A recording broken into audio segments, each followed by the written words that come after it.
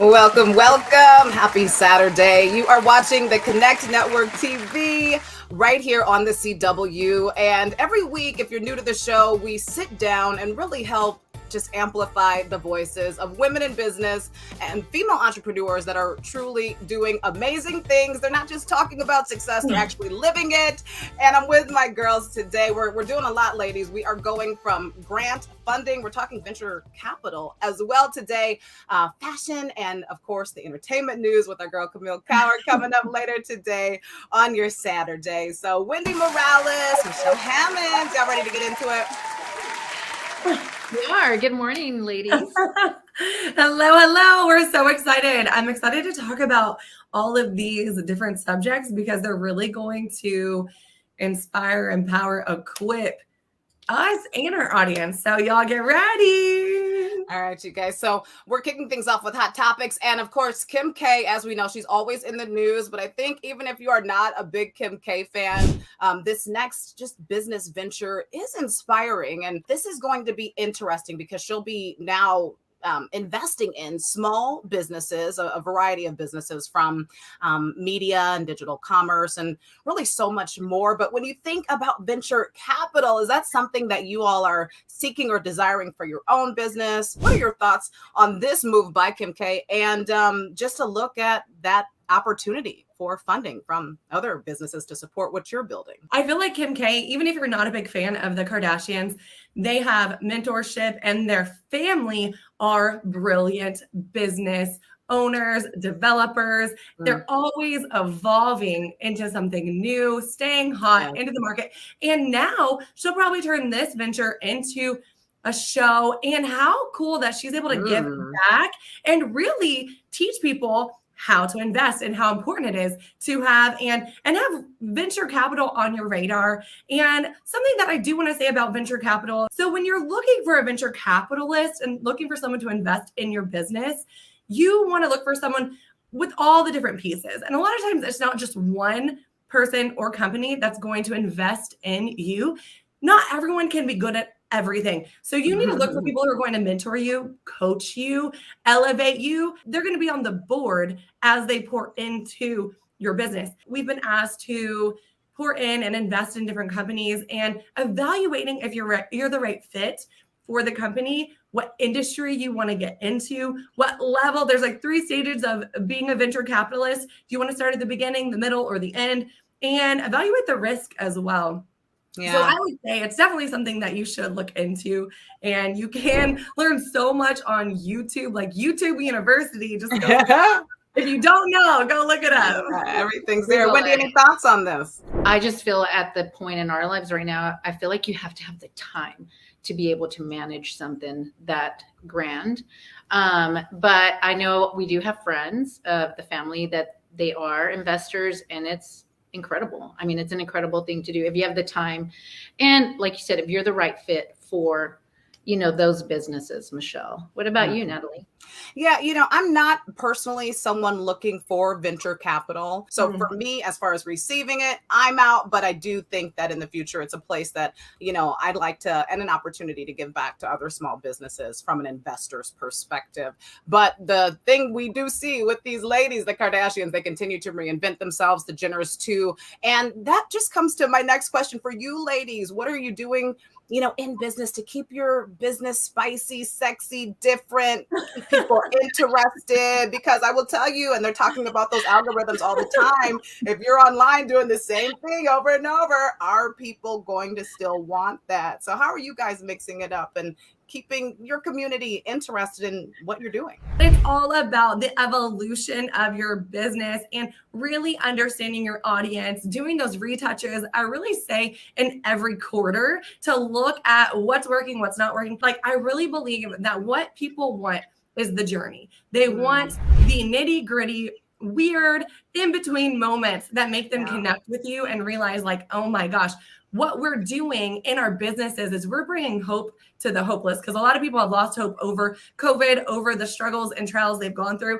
And so I think that is the best way to stay relevant and to stay on the heat of the movement, is to really know your audience and bring hope through your journey, because we don't have it all together. Yeah. We gotta learn. We mess up. We make mistakes.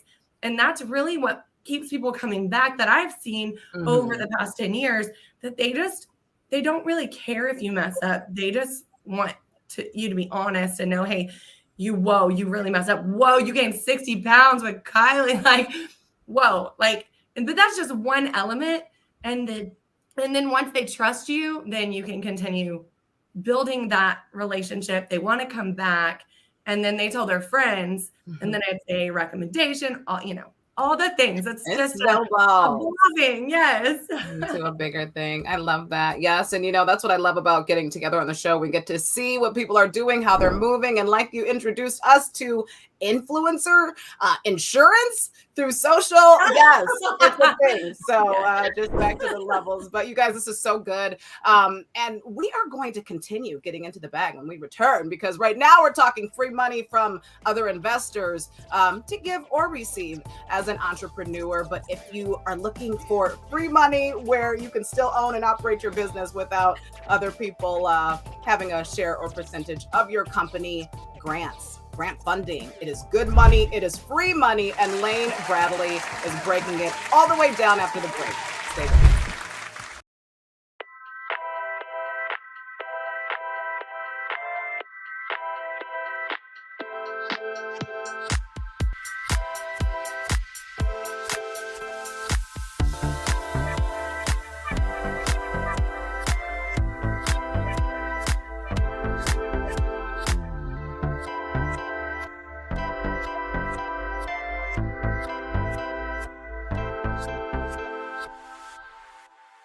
Hi there, I'm Kayla Kraft. I help women make money and increase their net worth.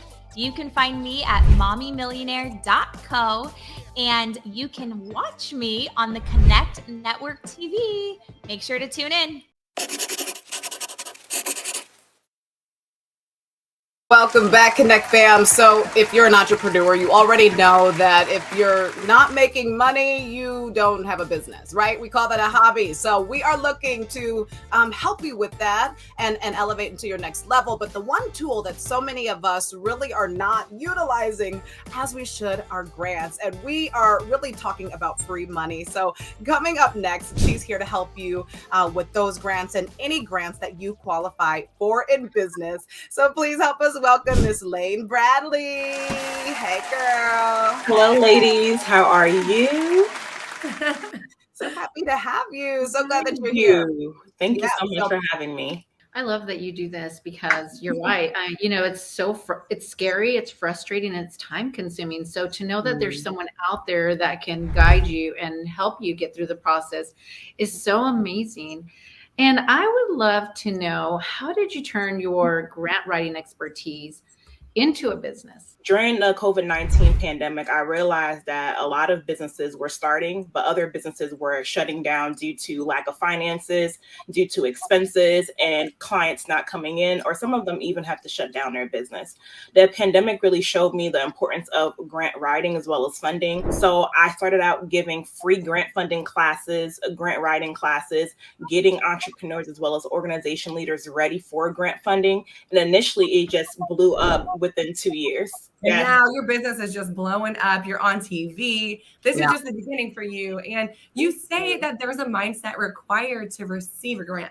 I know we're really interested about this. Will you please tell us a little bit more? Yes, absolutely. So I believe having a positive mindset is the first thing every entrepreneur should look into before working on any business venture, any product, any service. Every no that you may receive from a grant is just a next opportunity for you to receive that yes. Instead of applying for one grant application, apply for 5. So that way your chances are bigger. You don't fall in love with the grant. You know that whatever you are providing, the mission, the purpose that you know your community needs, someone is going to be able to fund you. I'm not going to give up, and knowing that they're gonna invest in me. They have to. And if they say no, they're gonna come back. They're gonna know about me. Is not if I win, it is when you win. Simple as that.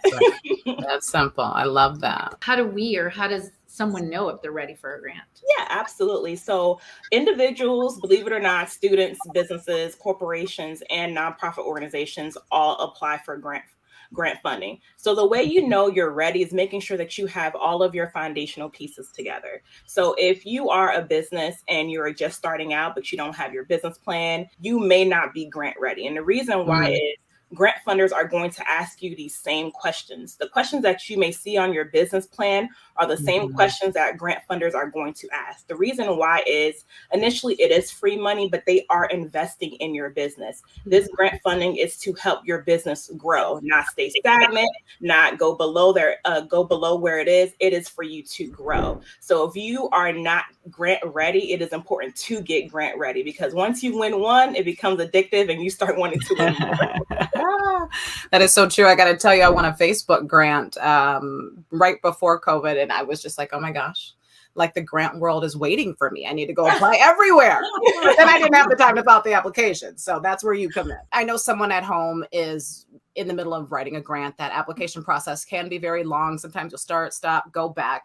If you could, before you go, just bless us with a few tips for those at home, our listeners that are looking to get this application through the door and hopefully have that something special coming in for 2023. Yes, absolutely. So the first thing I will say is do not wait last minute with completing these applications. If you know the application is due on Friday, do not wait Friday night to complete it, or even Thursday night, because now you're rushing your answers. Another thing is making sure that you're reading all of the eligibility requirements on the grant application. So making sure that you are filling out and reading over the eligibility requirements. Do not skim. Actually take the time to read. And then before you actually complete the grant application, just make sure that you're understanding that the mission of the funder, whoever they are, do some research on them, and the research that you find, connect that in your application. And it also sets you aside from other applications, because so many times people talk about them and we want to talk about what we can do, but also we want to talk about how we can also help them align with their mission as well as complete the mission that they have. Oh, so good. Man, I love it. And I know that everyone out there is wondering how they can work with you. Everyone get their pens out or record this moment, because we all want to know how to work with you. Yes, absolutely. So I have 2 ways that you can work with me. The great thing, I know there are some people who feel as though that a grant writer may not always be in their budget, and that's completely fine, because I'm here for you. I have created a community called the Grant Capital Society, where I'm in that community every day delivering grant opportunities Monday through Friday for businesses, organizations, state funding, corporate funding, as well as federal funding. And then I also go in there twice a month answering questions to my community members, as well as completing a grant application walkthrough. So that way you can actually see how a grant application is completed by me. And then the second way you can work with me, let's just say you are not someone who wants to be in a group or in a community setting. We can actually work one-on-one. I help create your program outline, help you create how to complete your budget for the grant and complete the grant application or the grant proposal for you. And both of those resources can be found on my website at www.lanebradley.com. Very good. Lots of ways. Lots of ways. Thank you for being with us today, Lane. It's been such a pleasure, and what great tips. And everyone at home, get excited, because she will be with us through the month of October, sharing more tips on grants, and that grant money can be yours. All right, at home, stay with us. The show continues. Coming up next, we are talking with the Kwan sisters. I'm personally so obsessed. These twins have really taken the fashion industry by storm, and with campaigns for top designers like Louis Vuitton, Chanel, and they have also graced the covers of Bazaar magazine, the pages of Vogue. We are sitting down with Cipriana and TK Kwan.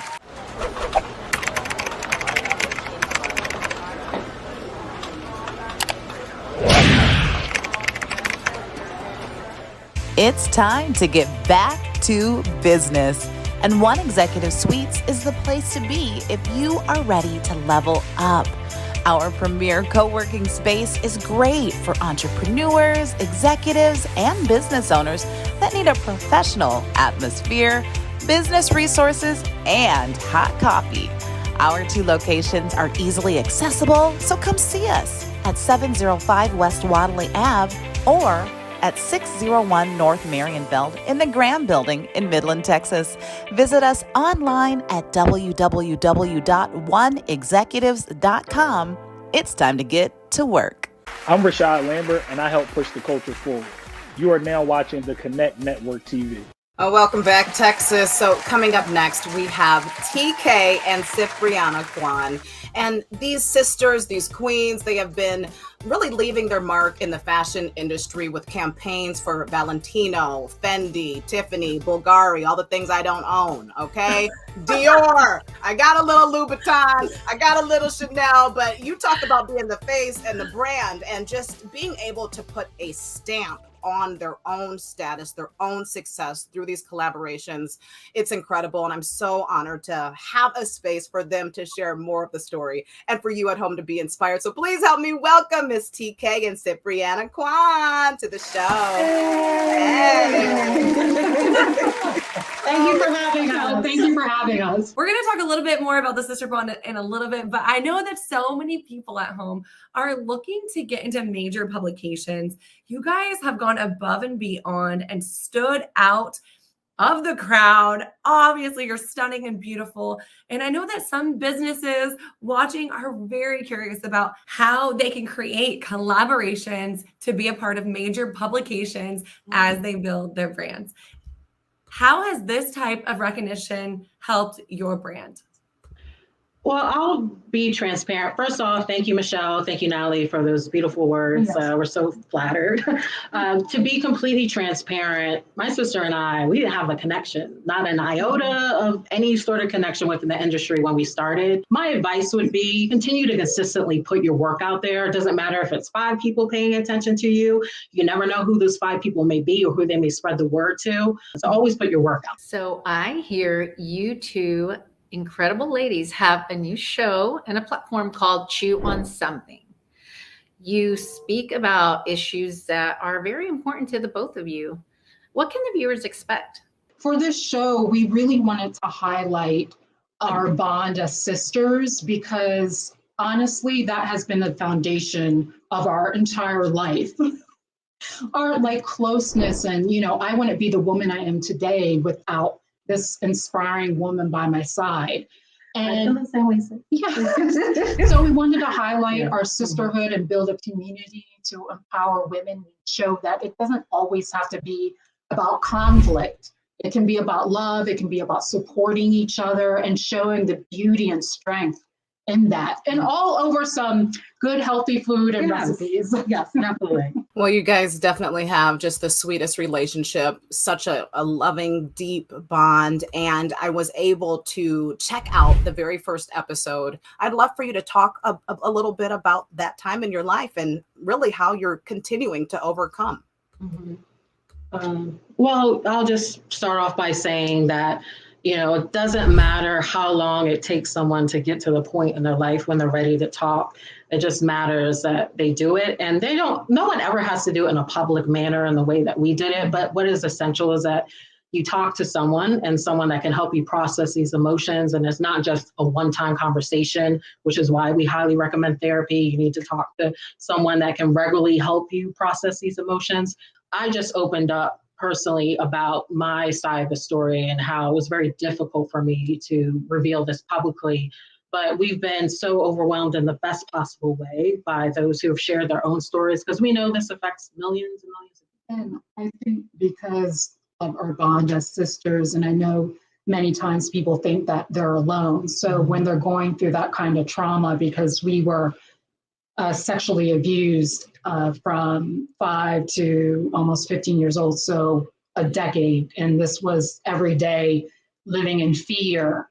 And I can honestly say that, this is why I always say that sisterhood is so important, or a community of the right people is so important, because I wouldn't be here today if it wasn't for her. And I knew I wasn't alone, and I always had someone to talk to. The sexual abuse was something that we felt very shameful about. And we realized as we got older and began to heal that there's no shame in surviving. And I don't care what place you are in today, whatever addiction you may have, you're still here, and there's still another day to move through it and overcome it. And we're really grateful that we pushed through the trauma with joy and forgiveness, and feel incredibly blessed to be at this part of our journey. Mm-hmm. you guys are teaching people to let go of the shame and to forgive and to set free and to live with joy and to reclaim the life that was stolen, the innocence that was stolen. God's given it back to you 110-fold, and you guys are walking in fulfillment. Now, this is the moment, and you have a platform you're prepared to pour out and help people be activated out of their pain for their purpose.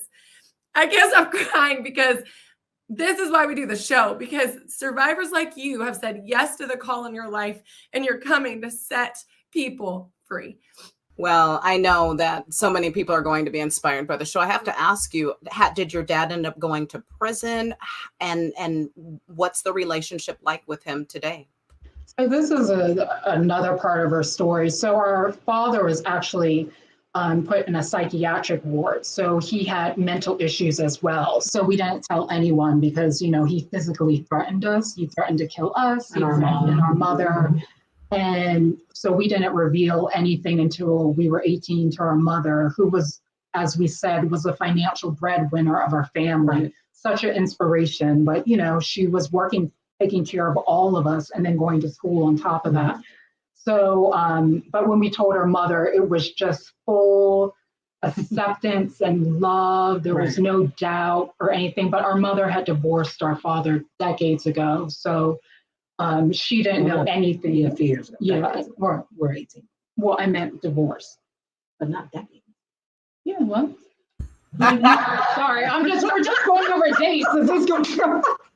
Well, ladies, I know that what you're bringing will be so inspiring to those that are watching. People all over the world with the power of YouTube will be able to hear your story. This is not a domestic situation. This is not this is something that for generations has been happening. And you being able to, like Michelle said, break this curse and share and inspire people. It's just, we really can't, commend you enough for your greatness. Yes, Natalie, that's right. And what an incredible and powerful story, ladies. This has been so amazing.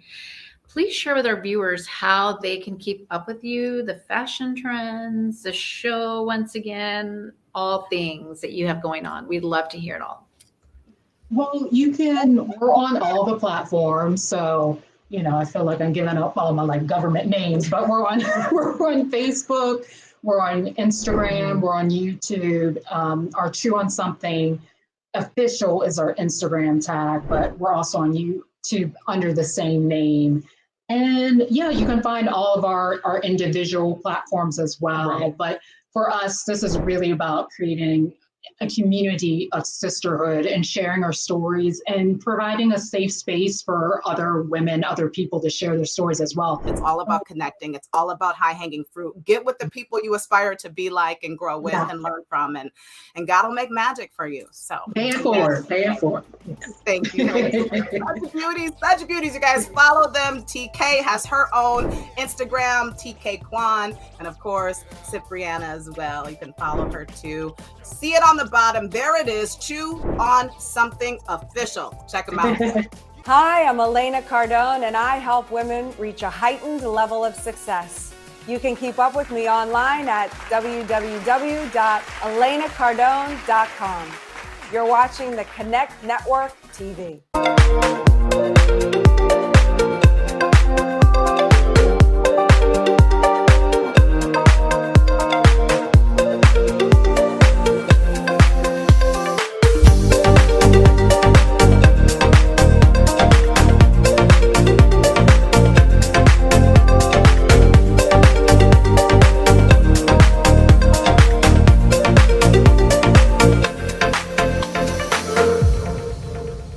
The time has come, Texas. Let's get into the E-Spot. Our girl, Camille Cower, who is always bringing the power, literally every single week, is in the building. And she's here to talk all things entertainment with us.